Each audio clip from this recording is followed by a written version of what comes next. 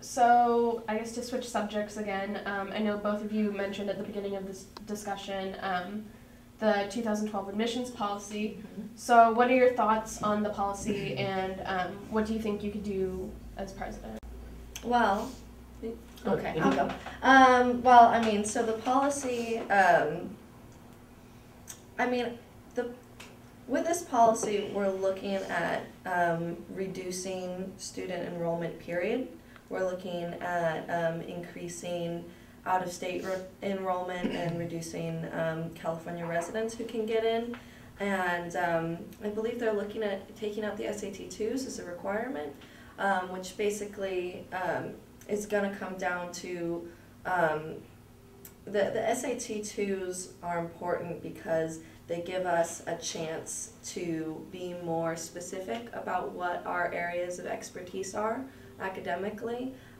So someone who, like personally, I did okay on the SAT ones, really nailed my SAT-2s because it was about, because I took them on what I was interested in. So you're going to have more people who are qualified, but who are not going to be accepted based on the fact that there's not as many factors to look at to realize what that person's skills are.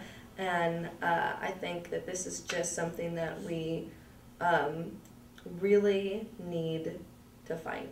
That it's just that we really don't need to feel like that we have to, we as students have to capitulate to what is coming down at us from the governor, and then being mediated through our administration and then coming back down at us, that that we need to fight for the right for Californians to be here, that we need to be representative of our state.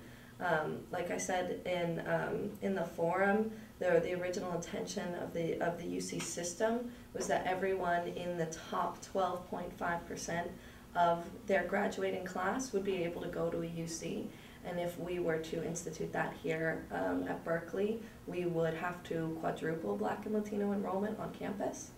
And I think that that is just a really powerful testament to the fact that our admissions policies are not perfect, that they're not necessarily fair either, and that right now they're being sort of manipulated so that we can use out-of-state and international students as cash cows, and to get more funding because we're so desperate for resources. So how exactly would you plan on opposing it? I think, I think I'd have to just work, like I don't have a really specific answer to give you right now. Like I can tell you that between now and getting into office that I would work to get a more specific answer to that right now. All I can say is that we would need to build a student movement, a unified student movement, and work within the administration to put pressure on making our admissions policy more fair. At the University of Texas, they restructured their admissions policy to where everyone graduating in the top 10% of their graduating class could get in. They increased diversity, and it just really increased the excellence of their school without really pushing anyone out. And so I think that a plan here, that would be one idea for a really great way to make the admissions policy more fair. And I can tell you that I would be working to get a more specific answer to that later on. Yeah, I think, excuse me, I think the 2012 admissions policy is definitely a threat to diversity on this campus. Not just racial diversity, but also class diversity. Yeah. And the reason I say that is because like Lauren was saying, one of the things that comes out of the 2012 admissions policy is not taking out the SAT-2s, but making it optional. And that's very important because, for those low-income students, when they're looking at what to, what they can pay for and what's required and what's just recommended, a lot of low-income students really have to think about what they can afford in terms of the optional and recommended options.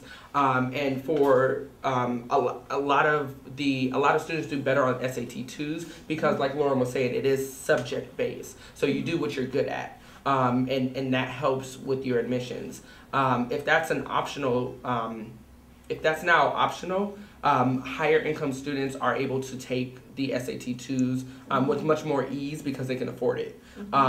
Whereas low income students are, thinking about, oh, maybe I shouldn't take it. And then if they end up not taking it because of financial reasons, because it's recommended, admissions directors tend to look at, the person who did take the SAT 2 and not think, oh, that person can afford it, but they think, oh, that person went above and beyond. And that's not always the case. So I think that's one issue with the admissions policy. And another thing with the admissions policy is that there were 3 simulations done over the last year or so, and one of the simulations had no effect on diversity, and the actual intent, from my understanding of the 2012 admissions policy, is to increase diversity and make it easier for different groups of students to get into UC, to the UC system. So one simulation had no change, and 2 simulations had dramatic changes on African American students, Latino students, and Asian students. So that's, thinking about the implications. We go to what is considered one of the most diverse schools, and the admissions policy will either not change at all or decrease diversity.